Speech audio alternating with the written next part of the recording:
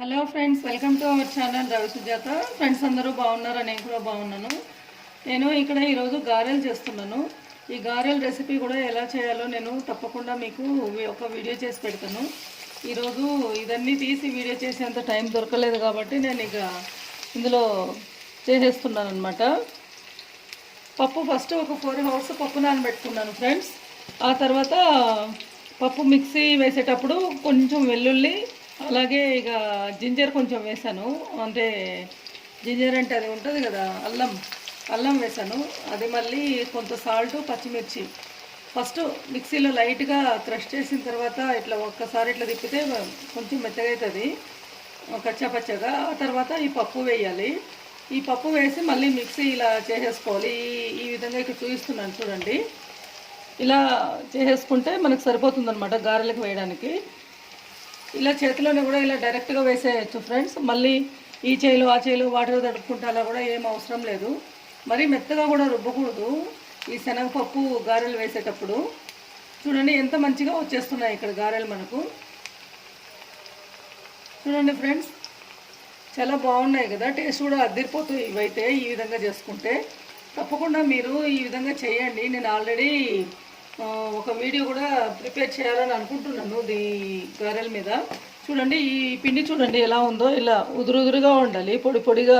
మరీ పొడి అంటే అలా కాదు, ఇట్లా గారెలకి ఇట్లా చేసుకుంటే ఇట్లా రావాలన్నమాట మనకి. ఆ విధంగా మనం మిక్సీ వేసుకుంటే చాలా ఫ్రీగా, కొన్న గారెలు ఎలా ఉంటాయో అలా ఉంటాయి టేస్ట్. ఇవి చాలా సూపర్ అంటే సూపర్గా ఉంటాయి ఫ్రెండ్స్. తప్పకుండా ట్రై చేయండి. చూడండి ఇలా వేసేసాను కదా బాండీలో, వేసిన తర్వాత ఎంత చక్కగా కాలుతున్నాయి అవి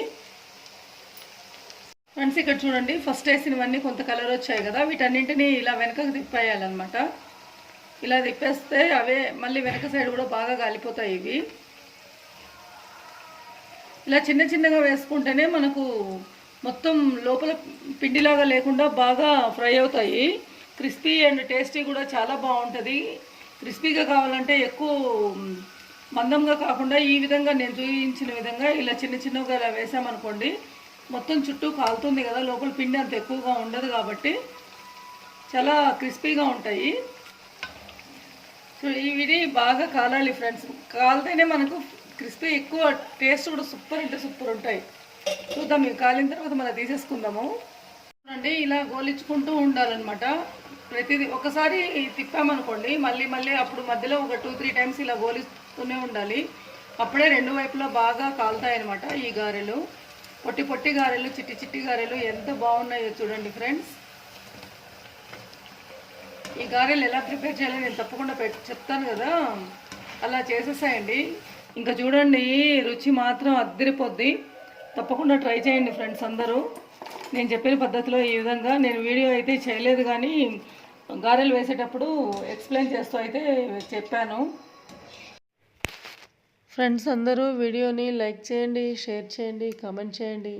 ఇప్పటి వరకు ఇంకా ఎవరైనా సబ్స్క్రైబ్ చేసుకోకపోతే తప్పకుండా సబ్స్క్రైబ్ చేసుకోండి. నేను ఇంకా ముందు పెట్టిన వీడియోస్ అన్నీ ఉన్నాయి కదా, వాటిని కూడా అందరూ చూడండి ఫ్రెండ్స్. తొందరలోనే ఇంకొక మంచి వీడియోతో మీ ముందుకు వస్తాను.